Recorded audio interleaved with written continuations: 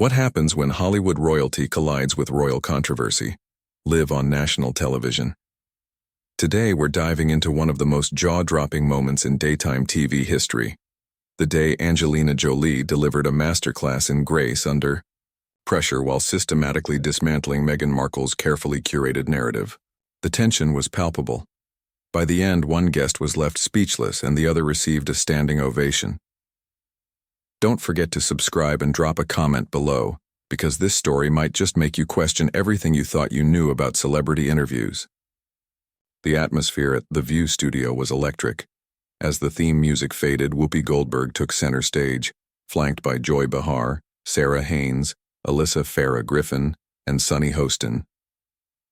Something felt different, charged, like everyone could sense a storm brewing. "Ladies and gentlemen," Whoopi began, her voice steady and commanding, "we have two very special guests joining us today. First, actress, director, and humanitarian, Angelina Jolie." The crowd erupted as Angelina took the stage. Elegant, poised, effortlessly captivating, she waved warmly before taking her seat. "And our second guest," Whoopi continued, "the Duchess of Sussex, Meghan Markle." Meghan emerged from backstage, her smile radiant but controlled. Everything about her appearance was meticulously styled, from her outfit to her posture. She was prepared, but for what? As both women settled in, the contrast was undeniable. Angelina sat with natural ease, grounded in the moment. Meghan, by contrast, seemed almost too polished, her every movement calculated as if still performing. "So wonderful to have you both here," Joy chimed in, her signature enthusiasm cutting through the tension. "Angelina, you're here to talk about your new film on refugee advocacy. Meghan, your upcoming Netflix series dives into mental health and empowerment. Two very different projects, but both tackling important issues." Angelina nodded graciously. "Thank you for having me. This film is close to my heart. After years of working with refugees around the world, I wanted to share their resilience, their voices. They've lost everything, but not their hope." "That's beautiful," Sarah Haynes said warmly. "Your work with the UN has truly made an impact." Angelina smiled. "I've learned more about strength from these people than from any role I've played." Then Meghan leaned forward slightly, seizing her moment. "I completely understand that passion for humanitarian work," she began. "My own journey has opened my eyes to so many injustices, especially around mental health and women's empowerment. Sometimes people don't realize how isolating it can be when you're trying to use your platform for change and face constant criticism." And there it was. In what should have been Angelina's spotlight, Meghan had deftly pivoted the conversation, once again, to herself. The panel exchanged subtle glances. Viewers could feel the shift. The energy changed. Sunny Hostin, ever the diplomatic interviewer, stepped in. "Both of your platforms have certainly brought attention to important causes. Meghan, tell us more about your Netflix series." Meghan leaned back, visibly more at ease. "It's about authenticity, about breaking free from systems that try to silence you. So many women, especially women of color, know what it's like to feel trapped by institutions that smile at you in public, but undermine you in private." The implication was unmistakable. She wasn't just promoting a project, she was continuing her narrative. And across from her, Angelina simply listened, calm, collected, unshaken. This wasn't just a heated exchange. It was a calculated move. Alyssa Farah Griffin, drawing on her political instincts, recognized it immediately. Meghan wasn't just making a point, she was making a play. "That's certainly a powerful theme," Alyssa said, smoothly redirecting. "Angelina, in your humanitarian work, have you encountered similar institutional challenges?" Angelina's response was calm, deliberate. "I've learned that real change comes when you stay focused on the work itself, not the obstacles," she said, her voice even but firm. "When your commitment is authentic, you find ways to serve no matter the circumstances. The people I work with, refugees fleeing war zones, they don't have institutional support. They build their own networks of resilience." It was a subtle but unmistakable counterpoint. Without ever naming Meghan, Angelina had drawn a line between genuine service and self-focused storytelling. Meghan's smile barely faltered, but her eyes tightened. "Of course," she said carefully. "But I think it's important to acknowledge that some of us have had to fight battles on multiple fronts. When you're trying to do good work but your character is constantly being assassinated in the press, it takes a toll." "Character assassination is a strong phrase," Joy Behar interjected, her journalistic curiosity kicking in.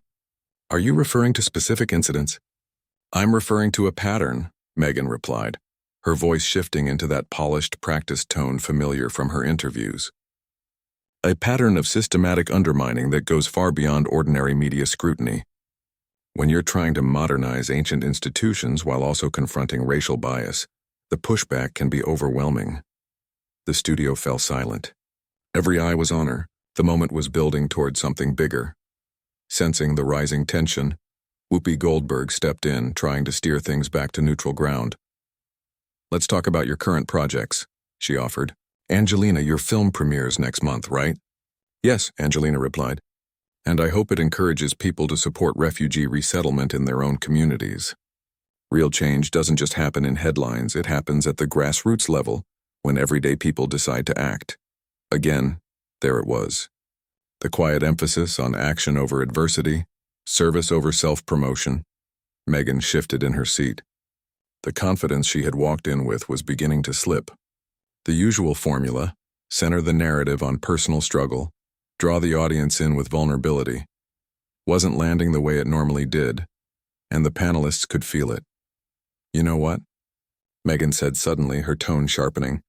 "It's easy for some people to talk about grassroots change when they haven't had to face institutional racism and systemic silencing.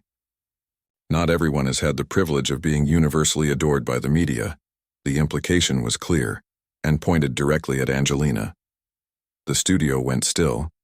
A moment of live television that no one had scripted, and no one could ignore. Angelina's expression remained serene, but there was steel behind her gaze now. "I'm sorry," she said evenly. "Are you suggesting that my humanitarian work has been easy because I've had favorable media coverage?" "I'm suggesting that some of us have had to fight harder just to be heard," Meghan replied, doubling down.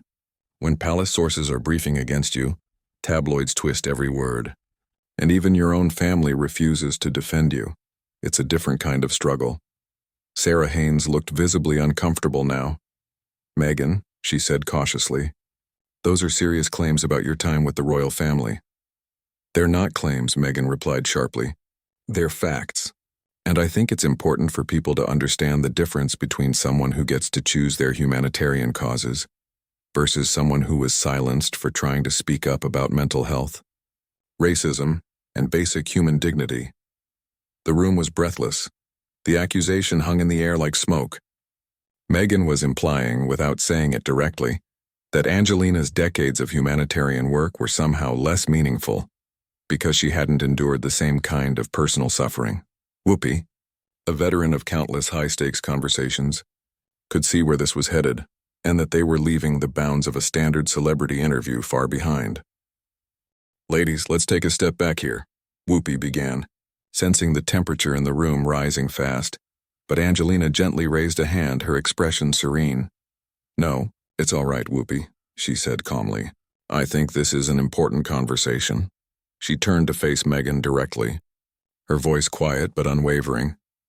"I've spent the last 20 years working in refugee camps, war zones, and disaster-stricken areas. I've held dying children.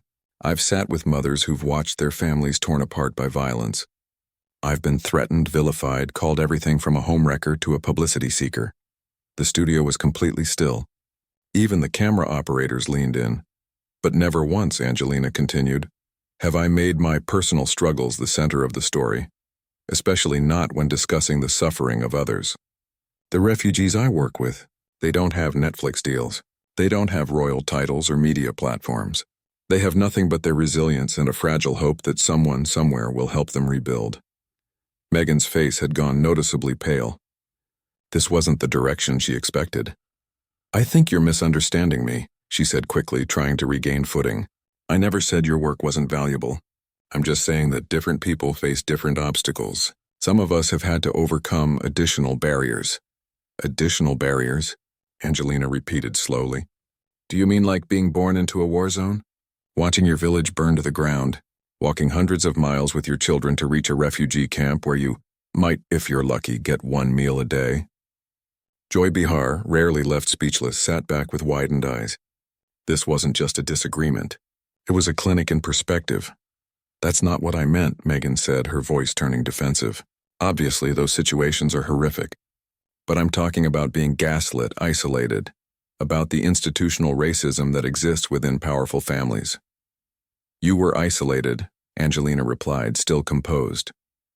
In a palace, with a full-time staff, access to the best healthcare, education, and a platform that reaches millions. That's not isolation. That's influence most people could never dream of, Sunny Hostin interjected gently, trying to mediate. I think what Meghan's trying to say is that even people with privilege can experience trauma, especially when it intersects with race and family dynamics. Of course, Angelina said immediately, nodding. Those challenges are real, and they do matter. But when we're sitting here, on national television, discussing humanitarian work, maybe the focus should be on the people who actually need help, not how hard it's been for us to help them. The words landed like a thunderclap. Meghan stared at her, stunned. I can't believe you just said that, she breathed. You have no idea what I've been through. What it's like to have an entire institution turn against you, to have your own family smear you to the press, to be driven to suicidal thoughts from the pressure. You're absolutely right, Angelina replied without hesitation. I don't know what that's like. She paused, then added with deliberate clarity, but I do know what it's like to meet mothers so malnourished they can't produce milk for their babies. I know what it's like to speak with teenage girls who've been trafficked. I know survivors of genocide who still wake up screaming every night. The contrast was devastating in its simplicity. There was no malice in her tone, just lived truth. Alyssa Farah Griffin, who'd seen her share of political flashpoints, recognized what she was witnessing, a defining moment. Angelina, she asked, her voice steady, how do you stay focused on the work, despite your own personal challenges? Angelina didn't look away from Meghan as she answered. You remember why you started, she said. And you remember that your personal pain, no matter how real, doesn't compare to the suffering of people who have no voice, no platform, and no resources. You use whatever privilege you have, Angelina said, whatever platform you've been given, not to serve yourself, but to serve others. Meghan's face was visibly flushed now, her carefully composed facade cracking. So, what are you saying? She asked, her voice rising. That my pain doesn't matter? That speaking out about racism and mental health is selfish? Angelina didn't flinch. I'm saying that when you're talking about humanitarian work, the focus should be on the people you're trying to help, she said evenly. Not on how hard it's been for you to help them. Real service requires putting other people's needs ahead of your own narrative. The audience was silent, riveted. This wasn't just tension. It was two worldviews clashing live on air. Whoopi leaned forward, trying again to mediate. Ladies, I think we're all passionate about meaningful causes. But Meghan wasn't done. I think it's incredibly privileged, she snapped, to suggest that someone shouldn't speak about their own struggles, especially when those struggles directly impact their ability to help others. My story matters. It shows women, especially women of color, that they don't have to stay silent. Your story absolutely matters, Angelina agreed to everyone's surprise. But so do the stories of the people you claim to be helping. And right now, in a conversation that's supposed to be about humanitarian work, we've spent about 15 minutes on your personal grievances, and maybe 2 minutes on the people who actually need help. The words hit like a bolt of lightning. Meghan stared, stunned. Around the table, the panelists exchanged looks. Even Joy Behar looked momentarily speechless. That's not fair, Meghan finally said, her voice unsteady. You're making it sound like I don't care about the people I'm advocating for. Am I? Angelina asked gently. Then with quiet precision. In the last 20 minutes, you've mentioned your personal struggles at least 15 times. The people your documentary is supposedly about? Twice. Once in passing, and once to explain how their stories mirror your own. Sarah Haynes glanced down at her notes. After a moment, she gave a slight nod. Angelina's count was, in fact, accurate. Context matters, Meghan argued, her voice rising again. People need to understand what I've faced to appreciate what I'm trying to do now. Do they? Angelina asked, leaning forward just slightly. When I make a film about refugees, do I spend my interviews talking about how hard it was to get financing? Or how exhausting it was to travel through conflict zones? Or how the media questioned my motives? She paused. Or do I talk about the people I met, their strength, their needs, their stories? There was no need to answer. Everyone at the table already knew. That's different, Meghan insisted, but her voice lacked conviction. You don't understand the pressure of being in the royal family. You're absolutely right, Angelina replied. I don't. She sat back, still calm. But I do understand the pressure of being a single mother raising children while working in dangerous places. I understand the pressure of having every decision I make, every adoption, every parenting choice, every relationship, scrutinized by the media for over 2 decades. I understand what it's like to have your mental health questioned, your character picked apart, your motives dissected. Now, the studio was completely silent. Even Whoopi hesitated to interrupt. But here's the difference, Angelina said. Her voice was steady, measured. I learned a long time ago that my pain, real as it may be, is not the story. When I'm speaking on behalf of people fighting just to survive, they are the story, always them. Meghan sat motionless, her expression unreadable, except for the flush of color creeping up her cheeks. So what? She finally asked, quietly but bitterly. You think I should just shut up? Not speak about institutional racism? Or the mental health crisis I went through? I think, Angelina said after a pause, that there's a time and a place for personal testimony, and a time and place for selfless advocacy. And I think people who are truly committed to helping others know the difference. Joy Behar, who had been uncharacteristically silent throughout the exchange, finally leaned in. Angelina, that's a strong statement, she said. Are you saying personal experience shouldn't inform advocacy? Not at all, Angelina replied without hesitation. Personal experience absolutely should inform advocacy. The question is whether you're using your experience to serve others or using others, suffering to serve your own story. The words landed like a thunderclap. Clear, unflinching, devastating. Meghan recoiled slightly, her voice trembling. I can't believe this, she said. I came here to talk about important issues, and instead I'm being attacked for sharing my own story. For surviving adversity. No one's attacking you, Sunny Hostin interjected gently, her tone a deliberate attempt to de-escalate. I think this is just a very passionate discussion about how we approach advocacy. But Angelina wasn't done. Meghan, she said, her voice calm but focused, can you tell us, right now, why people should care about your Netflix documentary? Without mentioning your own experience, what specific issues does it address? What communities are being helped? What outcomes are you aiming for? The air in the studio thickened. Everyone waited. Meghan opened her mouth, hesitated, then tried. It's about empowering women to speak their truth in the face of institutional oppression. Angelina nodded once. Which institutions? She asked. What forms of oppression? What resources are being provided? What measurable impact do you hope to achieve? With each question, Meghan visibly faltered. Her posture tensed. Her responses never came, it was quickly becoming clear that the project, at least as she had framed it, centered more on her own experience than on those she claimed to support. I don't think I should have to defend my humanitarian work, Meghan said finally, her voice tight. Not to someone who's clearly trying to downplay my lived experience. I'm not minimizing what you've gone through, Angelina replied, composed as ever. I'm asking you to make a distinction between sharing your story to uplift others and using other people's stories to validate your own. The audience was spellbound. You could have heard a pin drop. It wasn't cruelty, it was clarity. And even Meghan, for all her media training, seemed to recognize the subtle but complete dismantling of her argument. Alyssa Farah Griffin, seizing the moment, addressed the audience directly. I think what we're witnessing here is an important conversation, a rare one, honestly, about the difference between advocacy and autobiography. Exactly, Angelina said, turning briefly to the camera.